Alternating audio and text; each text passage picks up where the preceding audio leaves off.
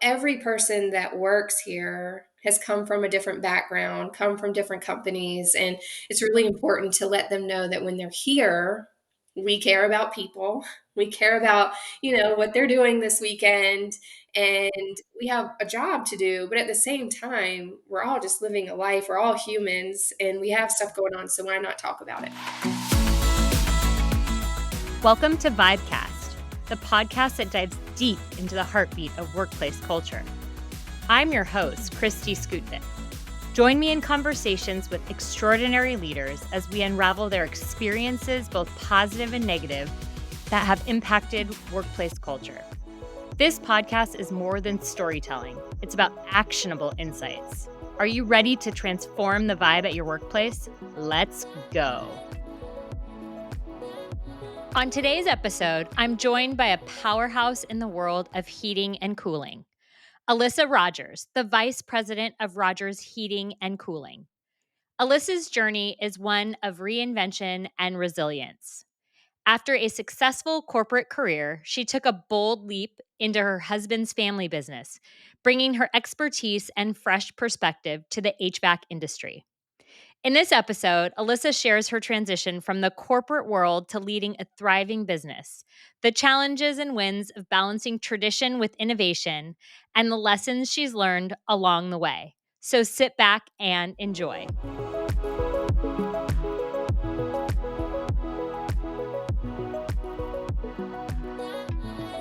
All right. Well, I'm super excited to have you today. I think you have so much to share. As before we hit record, what I was just mentioning was like, I wish that I recorded the initial conversations that I have with podcast guests because I feel like there's just so much and like so much excitement and curiosity. Not that there isn't here too, but it's like the first time you're hearing things. So I know you have so much to share on your journey personally, from corporate to a family owned business, from taking over the family owned business, and like how you guys have created the vibe, so to speak, along the way and what that's looked like and the good, bad, and the ugly of it all. So, as I do, I'd love for you to just start out kind of grounding the conversation in how you define a vibe. Well, thank you for having me today and that awesome introduction. It's been so great getting to know you over our conversations and then, talking with you today. So thank you first because you are a vibe. I try. I try. You are. And I mean, vibe, I use that word so often because I love a good vibe. And I explain it as when you walk into a room. There's a vibe to every room, and everyone enjoys a different vibe. My vibe is upbeat, everyone talking. I like a louder vibe because it just gives off energy. And it can be at a restaurant, it can be at a networking event, or even inside Rogers Heating and Cooling. Here, there are different departments that you'll walk into, and I walk in and I say, I love the vibe in here because everyone's clicking and ticking and laughing and having a good time, but also getting a lot of work done. And it feels good. Yeah. Okay. I like that you said that like different people like different vibes, right? I think that's super important to point out. And maybe like let's dig in there for a minute because I think it's safe to say that some would say, oh, the vibe has to be in general all the same. But I think it can be different even within one organization. And you can have a preference on a vibe in one maybe department over another, right? Based on the energy or who you are, how you're designed, and then what that vibe that's given off from that department. So that's so and I think you defined it a little bit, or maybe you want to define it a little bit more of like what gets you excited about a particular vibe, whether it be at a restaurant or in a department. Yeah, and you're so right. There is a different vibe in every department that we have here. Every department, as we've grown, has taken on a culture and a vibe of their own. And so, our call center They have to have a bubbly personality. They are talking to customers all day, making sure that they're taken care of and they're greeted with kindness and happiness. And so the vibe in there is much different than if you went to our accounting or HR department, because you have different personality types in there. And they are more introverted, they're task driven, and they still have a good time too. But it's just different. And some of the things that they do require quiet.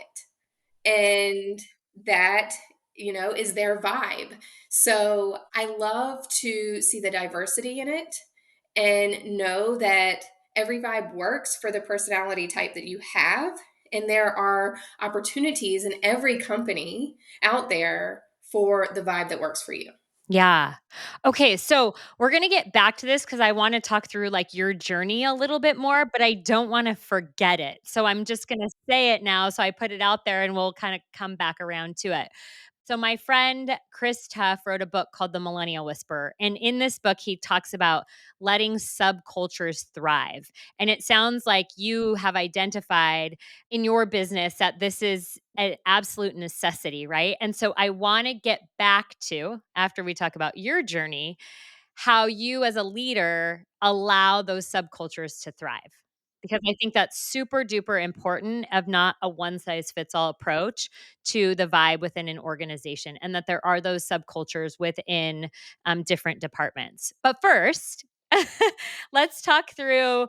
So, you run this business with your husband.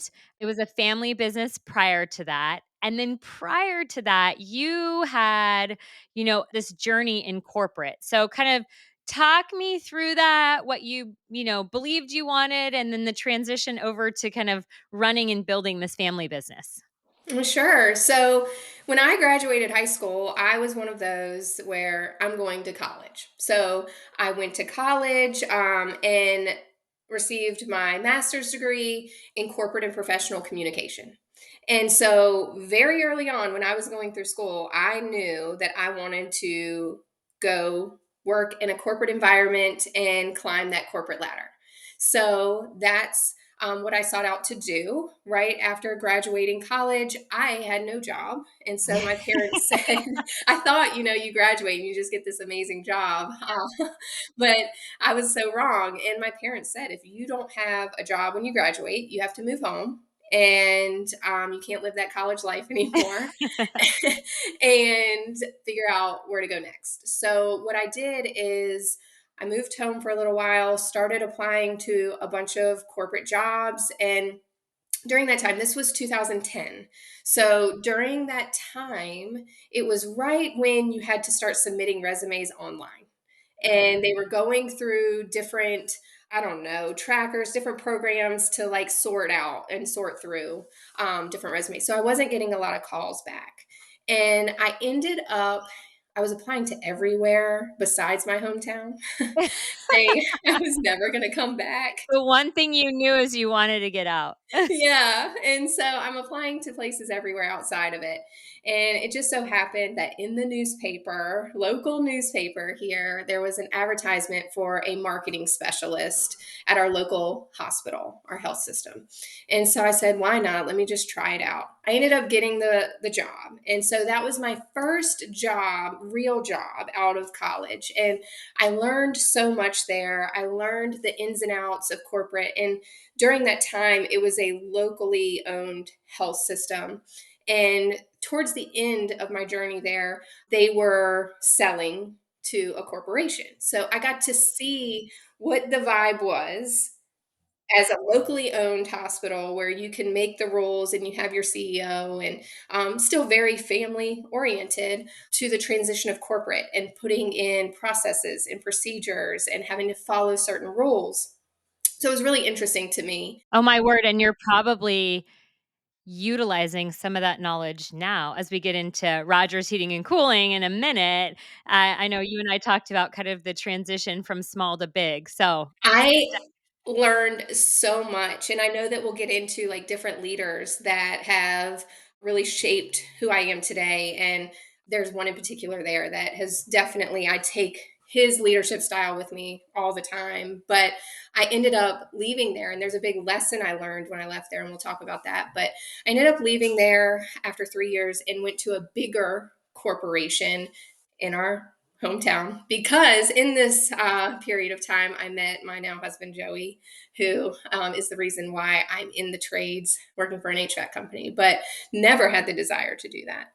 And if you would have asked me then if I thought I would be working at an HVAC, electrical, and plumbing company, I'd be like, "You're crazy." But but now I know that there are so many opportunities in the trades. But I moved on to a bigger corporation in our hometown. It was ABB then, which it's now Hitachi. So they went through another transition, but they manufacture small transformers. And so I never thought I'd be selling those either. But that is where I really got to see the ins and outs of corporate and what it really meant to climb that corporate ladder.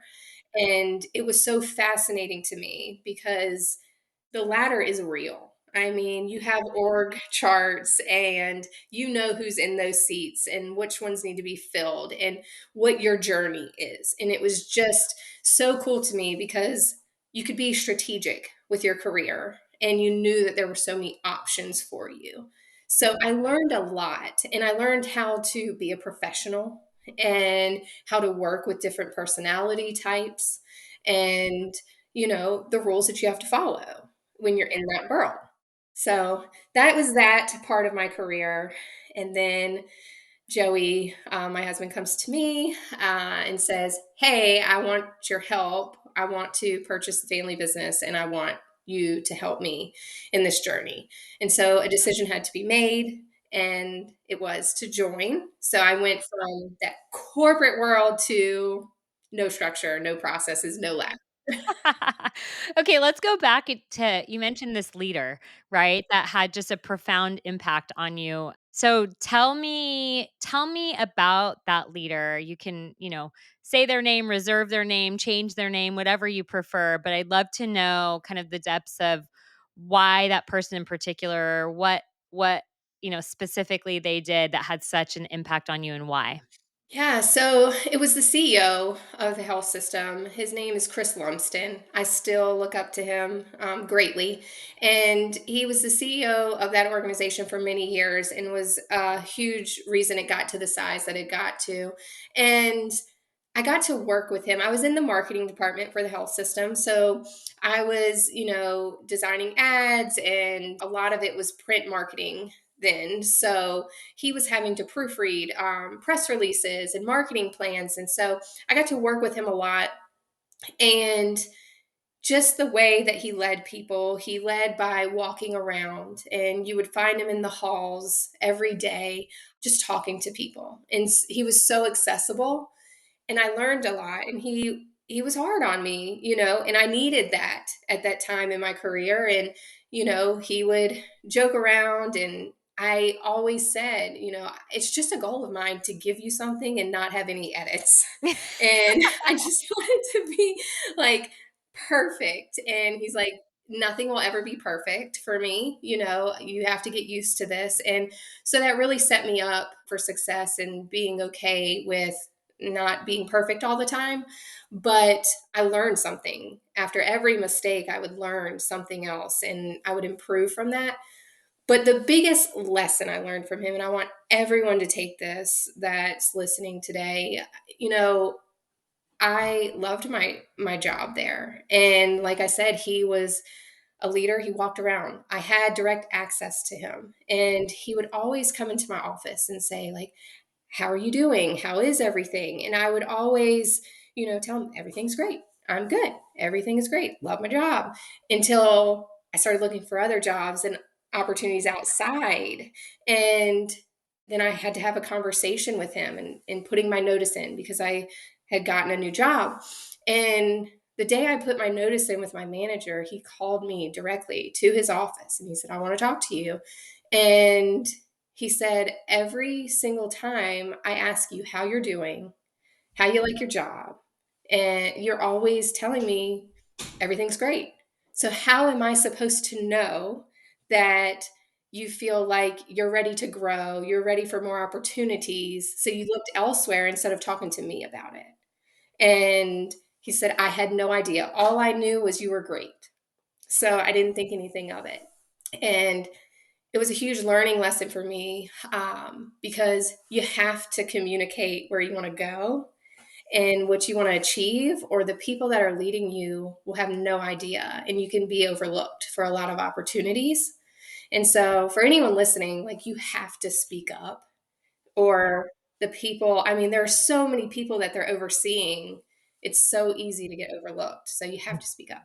Yeah, that's a great point. Is like you have to own your career development just as much as your leader, right? So this is like a relationship. It's two-sided. It works both ways in that if you are not articulating what it is you desire or want, they will never know, and then they have access and information to things that you don't. And so they can marry those two, but if you're not sharing your desires of what you want, they don't know to marry them. They might marry him to somebody else. 100%. And, it was just very eye opening to me. And I think that, although I didn't stay, I took it with me to my next job, my next company, and I was very vocal about what the next step, and looking at that org chart and communicating where I wanted to grow to. And it worked. It really, I mean, it was happening for me because I was talking about it, to the point where I would have others come up to me and they're like, "How are you getting these opportunities? Like, what are you doing?" Like, I'm just telling people that I want them. And I mean, you got to work hard for them too and show results. But when you tell people what you want, they help you get there. And that was a big learning lesson for me. Yeah, and I think from a leadership perspective too, and you're probably seeing this now, is like asking maybe different questions to the people that work for you so that you're pulling that out of them, because not everyone's going to be as forward to say like, this is what I want, here's how I want to get there, let me know when there's an opportunity. There's going to be some people that are generally more reserved or have experience from another organization where that wasn't acceptable or they were put down for that, right? So as a leader, like, understanding who you have on your team so that you can ask certain questions to certain people to start to draw that out of them and help them understand that they can start to share that information with you. 100%. And yeah, the lesson there is not to go to your to the CEO today and say, "This is what I want to do." But Oh, definitely, I've seen people do that and they're like, "Whoa." that is not what I did. Yeah, you have to talk to the right people, and it has to be the right moment. So take advantage of the moments that you have one-on-ones or your reviews, to really talk about it, and think through it before you go in there, because it's just disappointing to me when people come and they haven't thought through it. And it's like, this is your moment to shine. Know your worth, and let's talk about where you want to go. Mhm. So, was there any point in time, whether in your corporate journey or in your career building this business that you're in today, that there was a defining moment where you said, it's super important to have the right vibes? Because some people go about work or creating a business and this is an afterthought. It's not something that's front and center. But for you, it's more front and center. So, was there any experience you had where you said, "Okay, this is gonna be we have to make sure that we keep this front and center"?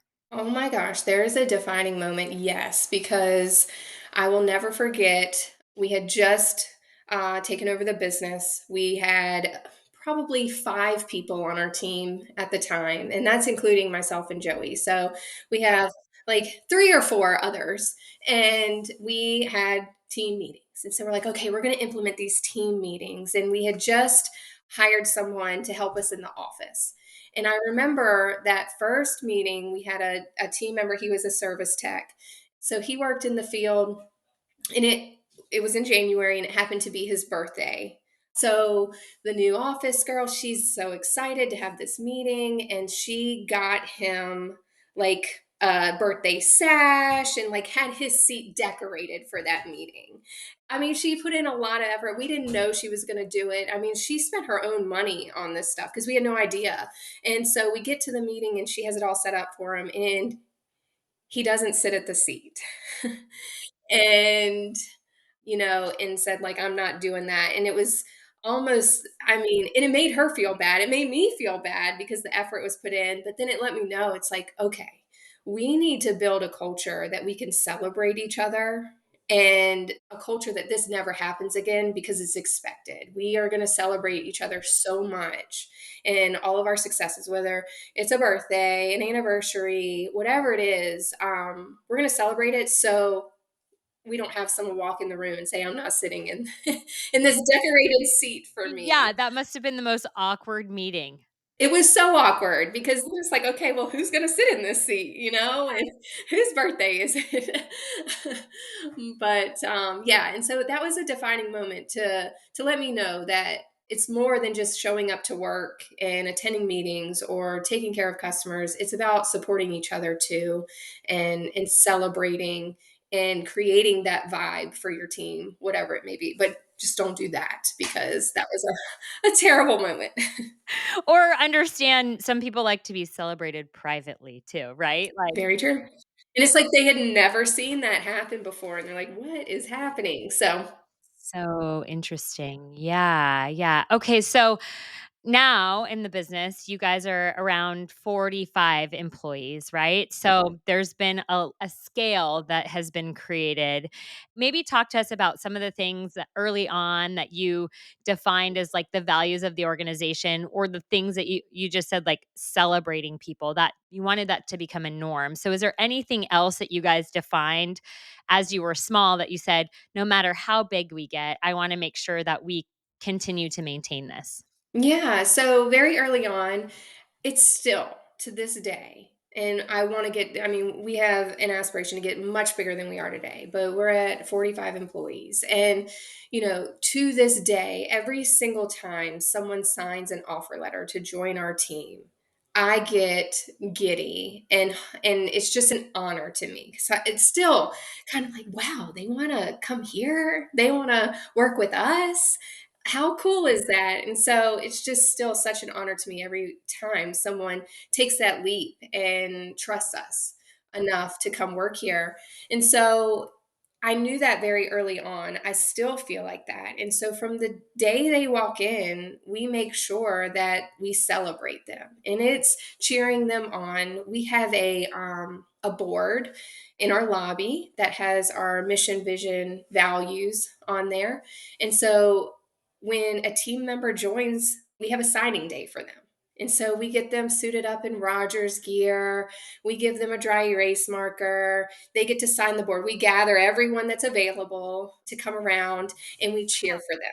Oh my gosh, I love that. Yeah, and it makes them an official member of the team, and I didn't realize the impact it truly makes until we hired someone, the beginning of last year, and things were crazy. We didn't do the signing day, that first week, and she came to me and she's like, "When are we doing my signing day? I've been looking forward to this.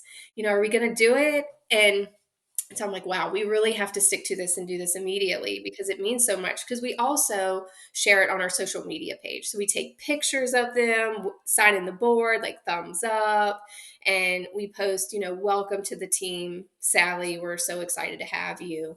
Then they get to share with their family and their friends, and it gets them excited, and it makes them feel like they're joining a team that wants to celebrate them being here. Because it's so scary when you join a new company. Those initial days are overwhelming. Yeah, I know. I always tell people, like, give yourself a solid 6 months to feel like you're in a routine, right? And you're starting to know people and understand, like, the way the work works, because I can't tell you how many people I've talked to, they're like, "I don't know if I like it." I'm like, 6 months? Like, there's an adjustment period. You have to let your, like, your body and your soul adjust to what's new, right? And hopefully each organization can make that, it gets better and better each day. You don't have to wait 6 months and then there's some, like, miraculous change of events, but I love that signing day. So how do you continue to maintain celebration? Because your folks are out in the field, and so they're not sitting behind a computer, they're not in the office every day. Like,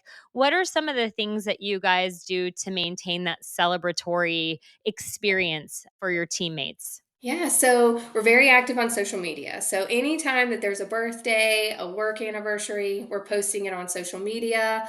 We also have a WhatsApp for the team. So anytime you join our team, you're added to our Rogers WhatsApp. And this is where we share funny stories, successes. If there's a great review that's given, I mean, it's automatically being put in that WhatsApp, congratulating the person that got it. And then sales too. If there's a big sale made or a goal that's hit that we've been trying to achieve as a company, we shout them out. I mean, it's just that group alone is so supportive, and it just shows how close of a team we are, because I don't even have to, it started off, I was like starting the conversations and getting people used to it. But now, I don't have to do that anymore because we have so many team members that are doing it for each other, which means a lot to everyone. And so it's little things like that. We have team meetings every month where we really celebrate the wins of the team.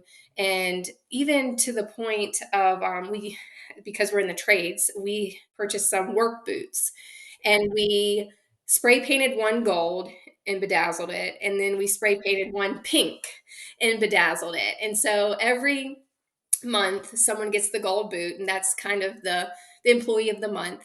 And then someone gets the pink boot who had the biggest mess up of the month, whether it's going through a ceiling, or something happens to a vehicle, or calling the wrong customer, whatever it may be. And during that time, we have people nominate each other. So, it's not like we have them pre picked out. We all, stand up. If we have someone we want to nominate, we tell the entire team why we're nominating them and what they did. And then if they're nominated, they have to go up to the front of the room and we clap for, whoever gets the loudest claps wins. But it's so cool to see when you have like 10 people up there for all doing amazing things and we're cheering them on. Yeah. And I love that you also celebrate when there's a mistake made. So you kind of proactively answered my next question is like celebration is awesome. And sometimes if there's only celebration for the good things, people are scared to say the bad things, or maybe not scared might be the wrong term, but they are, less likely to bring up the bad. So how have you guys created an environment, and maybe the pink boot is one of them, where it's okay to mess up. It's okay to, go through a ceiling or whatever the case may be. What else are you doing to ensure that like it's not just celebrating the good, but also talking through like the opportunities for improvement?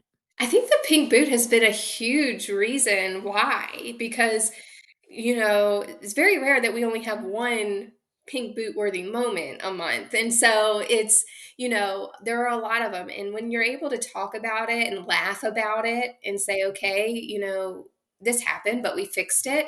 And then, when things happen in the field, because we're not everywhere and someone's working with someone else, they're able to kind of coach them through and say, it's okay. Like these things happen. Don't you remember? We talk about this stuff. So it's moments like that. That's awesome. I really, really think that is just as important, if not more, than, there's got to be that balance of celebrating like the good and the not so good that happens so everyone can learn from both of them. I love that. The pink boot.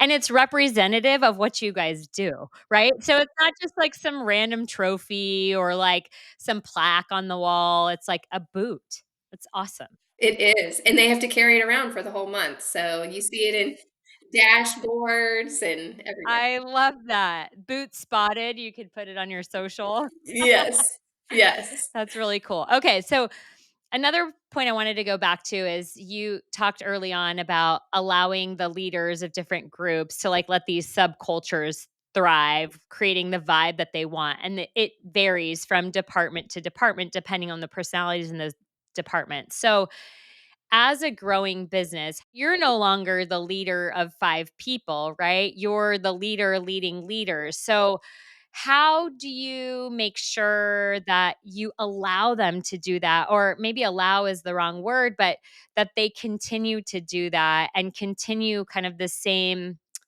thought process or, creating the environment with celebration, but in the way that makes sense for their team. Yeah, and it's a lot of leading by example.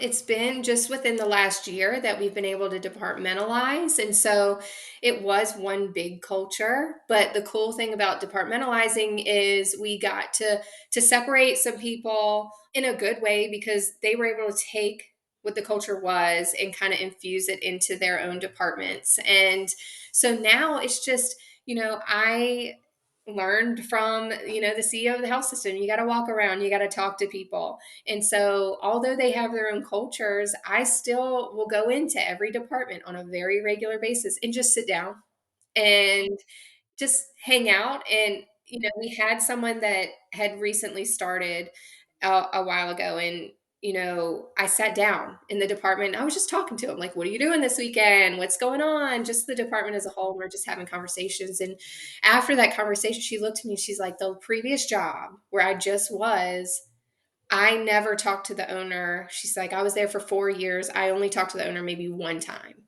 And so she's like, this is just so different. I can't believe that you just come in here and sit down and talk about random things. And so it's understanding that, every person that works here has come from a different background, come from different companies. And it's really important to let them know that when they're here, we care about people. We care about what they're doing this weekend, and we have a job to do, but at the same time, we're all just living a life. We're all humans and we have stuff going on, so why not talk about it? Yeah, yeah, and then you pick up on, you know, nonverbal body language and whatnot, or you get a better idea if, like, somebody's off and you're like, "Something's up." Like, "What's going on?" Versus just letting that person sit in their "something's up" and feeling like nobody cares because we do spend a ton of time at work. Yes, and, now that we have leaders in place for all of the departments, I can sometimes when I go into a department, I can catch that, and so maybe they're not acting that way when they're around. So I can go and talk to them and say, "Hey, like, I'm seeing this person do great things." Like, I was in there the other day and I heard him on the phone with the customer, she did an amazing job, or something's off with this person, you may wanna talk to him. So you can learn a lot by just going and saying hello. Right. Okay, so I wanna know your pink boot moment as a leader. Is there a moment as a leader where you're like, "This is gonna be awesome," or, "I'm gonna give this a try," and then you did it and you're like, "Wow, I deserve the pink boot this week or this month." Oh my gosh, I can say I deserve a pink boot for the first initial years here because who you're hearing from today is definitely a different leader than I was very early on. I came from corporate world, but I had never managed anyone. I was climbing that ladder and I was getting to a point where I was going to be able to do that, but I hadn't had any experience in leading teams and leading people. So I'd say the biggest mistakes that I made early on was trying to figure it out on my own, and I was making decisions and I probably wasn't treating the team members like I should have because I was so focused and so task driven coming from the positions that I was in that I wasn't asking for help when I needed to. I had to have my hand in everything. I wanted to know what was going on. I didn't trust the way I should have. And so I've said it many times before. There are people that were on our team early on that I failed. And if I had been a better leader then, they may still be here. So I take on that in knowing that I needed to find leaders that I looked up to. And when I was able to find those people, and I like to tell people you don't like everyone talks about mentors and how you need a mentor. And it doesn't always have to be someone that you physically talk to or meet with on a regular basis. We have social media, we have books. Like, are there people that you follow because they can be a mentor to you and they don't even know you and you don't know them personally. So I found people that I enjoyed following, that I looked up to, and they helped shape me into the leader that I am today. So, I mean, there were multiple times in the beginning days that I wasn't the best at leading a team, and I didn't always create the best vibes in the office. And I've learned that I have to be different and I have to be here for them because they're looking to me. And how many people are following me in my journey? So I have to know that. That's really cool, and, like, that takes a lot of self-awareness too.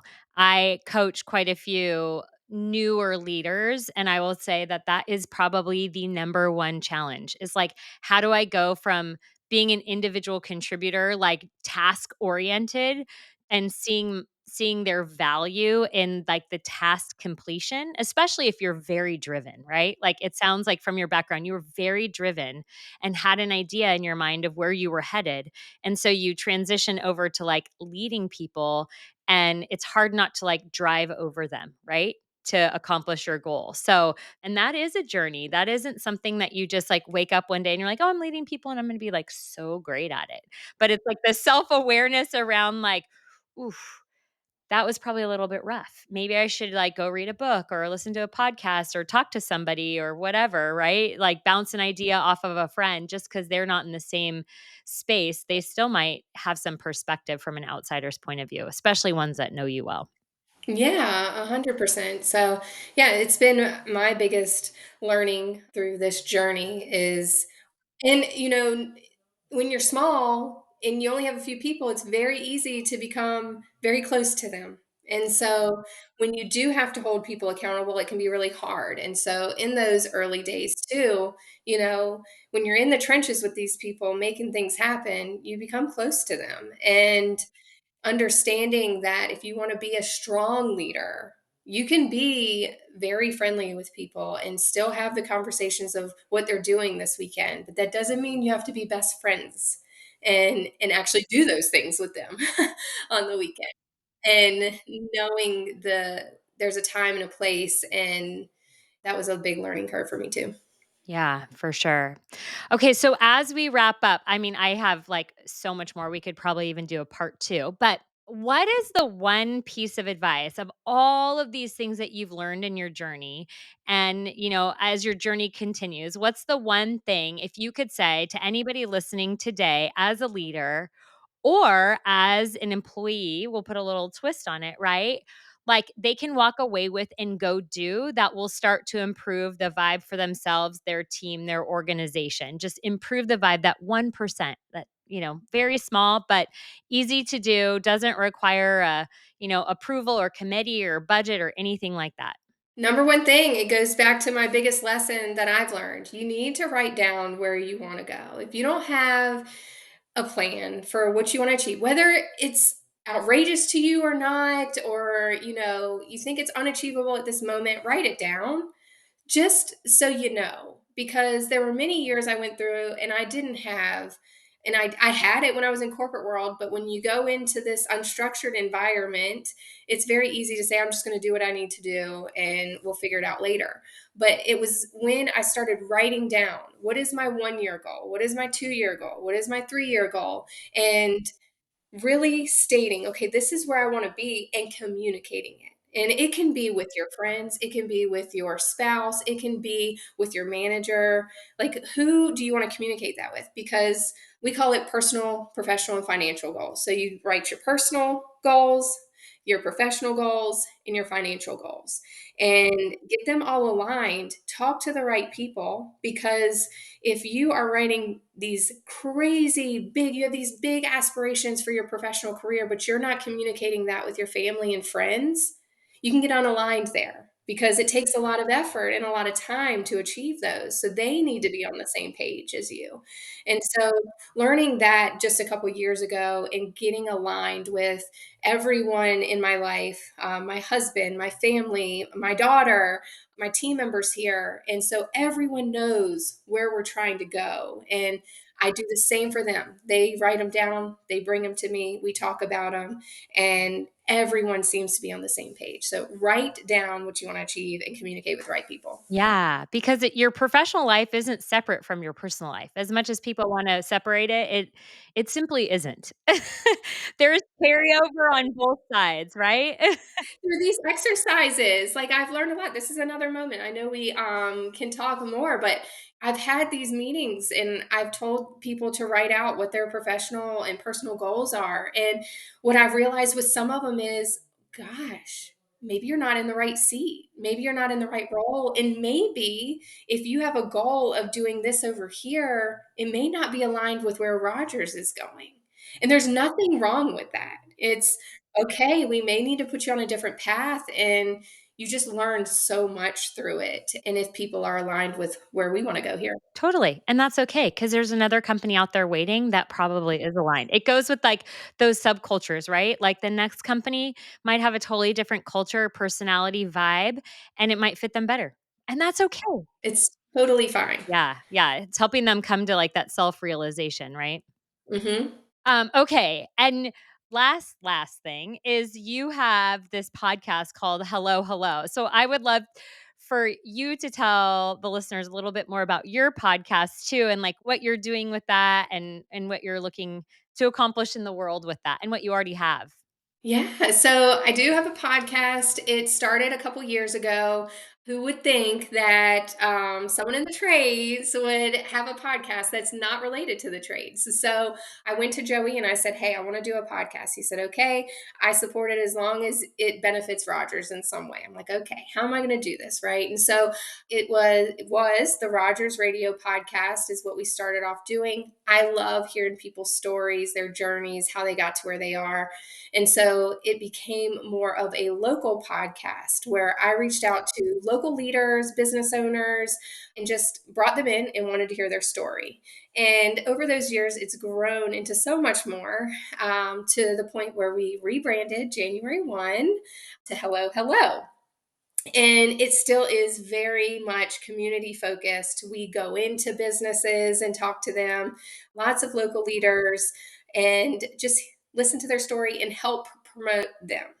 And so that's the main purpose of it is to promote other businesses and help them gain customers and get their reach out there. So we use our platforms to help do that. That's so cool. And Hello, Hello came from organically because you that's how you used to answer the phone, right? Hello, hello? Yes, so, I mean, just super organic. It started as a Rogers Radio podcast. I was like, "We're just gonna try this out. This sounds good for now." And I ended up just opening every episode with, "Hello, hello, welcome to this episode," and answering the phone, "Hello, hello," and to the point where I didn't mean anything by it, but I was doing it all the time, and people in the community come up to me, and they're like, "Hello, hello. Hello, hello. I listen to you." And so it was just fitting to change it to that. Created a whole brand around hello, hello. I love that. So good and so simple. Yes, love it. Awesome. Well, thank you so much for sharing your story, for sharing, what you guys are doing at Rogers and the impact you're making on the local community and the community at large, I guess I would say, now that you're kind of expanding beyond the local community and the impact you're making on personal lives. I think that's one live touch is one that's one more than was touched yesterday. So people need to enjoy what they're doing and find purpose and passion in it. And you're doing just that at Rogers. So thank you for the work that you're doing, for sharing your story with me and sharing it with those out there that wouldn't otherwise hear it. Well, thank you for having me. It's an honor. And like I said, you're a vibe.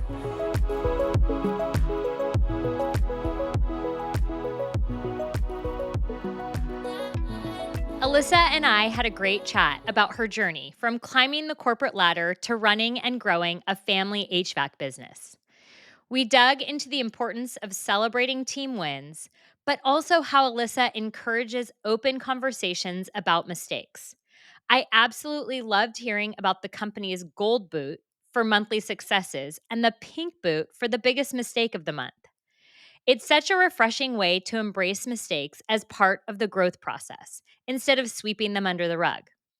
We also talked about the need for an adjustment period when stepping into new roles, why setting goals is so crucial, and how aligning your personal and professional life can make a big difference.